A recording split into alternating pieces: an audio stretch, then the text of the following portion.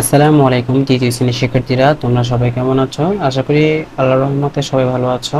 নতুন আরেকটি ক্লাস নিয়ে হাজির হয়েছে। আজকে দেখো আমরা বাম ডান শিখবো। তো এগুলো শেখার আগে আগে আমাদেরকে বুঝে নিতে হবে। কেমন? তোমরা সম্পূর্ণ পড়াটি একবার ভালো করে পড়তে হবে, তারপরে মিলকরণ করবা। তোমরা যদি ডাইরেক্ট মুখস্থ করে ফেলো, আমি যেভাবে লিখে দিচ্ছি তোমরা যদি সেভাবে কি মুখস্থ করো তাহলে কিন্তু হবে না। আগে তোমাদের নিয়মটা কি বলো তো? প্রথমে আমাদের সম্পূর্ণ বাম পাশ অর্থাৎ ডান পাশ সবগুলি কিন্তু পড়তে হবে। যেমনটা ধরো, কেউ বিপদে পড়লে, দুই, দুঃখ কষ্ট বিপদ আপদ ও অভাব অনটনে। 3 নম্বর দেখো, সহমর্মিতার মাধ্যমে অসহায় মানুষের, অর্থাৎ এগুলো আগে সম্পূর্ণ পড়বা, তারপর এগুলো পড়বা।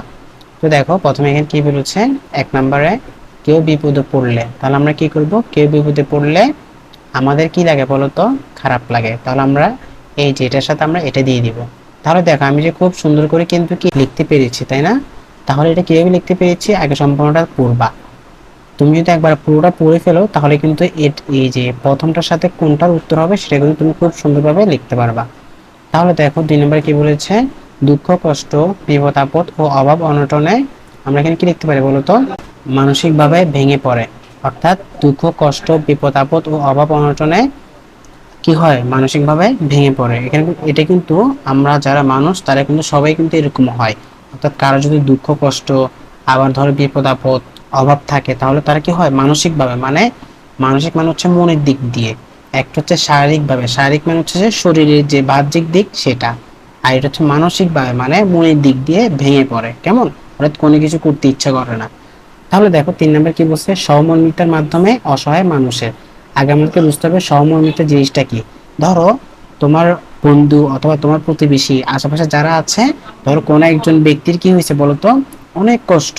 এখন তুমিও কি তার কষ্টটা তুমি দেখতে পেরেছো, তো দেখে তুমি কি করতেছো? তার সাথে ওই কষ্টটা সমানভাবে ভাগাভাগি করে নিচ্ছ।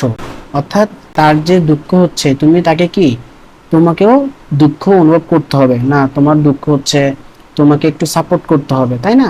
এটা হচ্ছে সহমর্মিতা। তাহলে এখানে দেখো, সহমর্মিতার মাধ্যমে অসহায় মানুষের সমস্যার সমাধান হয়। দেখছো কেন এটা হয়েছে বলতো? সহমর্মিতা জিনিসটা হচ্ছে, কেউ কষ্টে আছে, তুমি কষ্টটা একটু দূর করার চেষ্টা করবা। তা এইটা যে কষ্টটা দূর করার চেষ্টা করবে, ধরো তোমার বন্ধুর একজনের বাসায় কি নেই, চাল নেই, তাহলে তুমি কি করবে? তাকে চাল দিবা, তো চাল কিনে দিবা। তাহলে তার কি হয়েছে? নিশ্চয় একটা সমস্যা ছিল, তো সমস্যাটা কি হয়েছে? সমাধান হয়েছে, তাই না? এটা তাহলে আমরা এই 3 নম্বরের সাথে আমরা এটা দিব। তারপরে দেখো, অন্যের কষ্টকে অনুভব করে সমব্যথী। সমব্যথী মানে কি? সমান ব্যথা অনুভব করা। কেমন? তাহলে দেখো, অন্যের কষ্টকে অনুভব করে সমব্যথী হওয়াই হলো সহমর্মিতা। ক্লিয়ার? বুঝতে পারতেছো তো? তারপরে দেখো 5 নম্বর কি বলছে, তোমরা পৃথিবীবাসীর প্রতি সহমর্মিতা হও। তাহলে এটার সাথে কি হবে বলতো? আমরা এটার সাথে এটা লিখবো। কেননা তোমরা পৃথিবীবাসীর প্রতি, অর্থাৎ পৃথিবীতে যারা আছে তারা হচ্ছে কি পৃথিবীবাসী, আর আসমানে কি আছেন বলতো? আল্লাহ তাআলাই আছেন।